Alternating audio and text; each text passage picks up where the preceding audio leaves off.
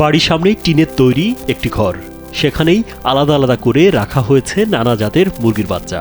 কখনো খাবার দিচ্ছেন, কখনো আবার স্বাস্থ্য পরীক্ষা করছেন। ছোট্ট এই খামার থেকেই প্রতি মাসে লাখ টাকার স্বপ্ন বাস্তবে রূপ দিয়েছেন এই নারী উদ্যোক্তা খুশি খাতুন।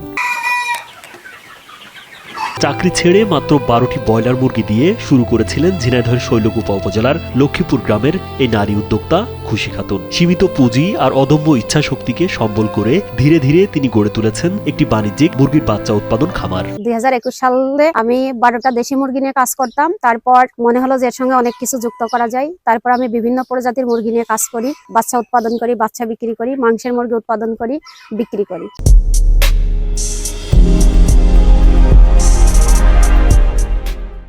গ্রাম থেকে ডিম সংগ্রহ করে আধুনিক ইনকিউবেটরের মাধ্যমে বিভিন্ন জাতের মুরগির বাচ্চা উৎপাদন করছেন তিনি। পরে সেই সব বাচ্চা দেশের বিভিন্ন জেলায় বিক্রি করছেন। বর্তমানে প্রতি মাসে শুধু বাচ্চাই বিক্রি করেন 4 থেকে 5,000 পিস। পাশাপাশি মুরগির মাংসও বাজারজাত করেন এই নারী উদ্যোক্তা। আমি প্রতিটা নারীদেরকে বলবো, যে নারী যেখানে আছে, যে পরিবেশে আছে, তাদের নিজের একটা পরিচয় সৃষ্টি করা। আমার মনে হয় প্রতিটা নারী যদি নিজের পরিচয় সৃষ্টি করে, যেমন নিজেকে নিজের মতন করে চলতে পারবে, তেমন নিজের সন্তান, ফ্যামিলি সব দিক থেকেই সে একটা সাপোর্ট পাবে। যখন একটা নারী অর্থনৈতিকভাবে স্বাবলম্বী হয়, তখন তার পরিবার তার কথাটাকে মূল্যায়ন করে। চাকরি ছেড়ে খামার গড়ে নিজেকে যেমন স্বাবলম্বী করেছেন, তেমনই কর্মসংস্থানের সুযোগ সৃষ্টি করেছেন স্থানীয়দের। তার সফলতা দেখে আশেপাশের অনেক নারী ও যুবক এখন উদ্যোক্তা হওয়ার স্বপ্ন দেখছেন। ডিম নিয়ে সাথে শুরু করিয়ে সব ধরনের কাজ করি।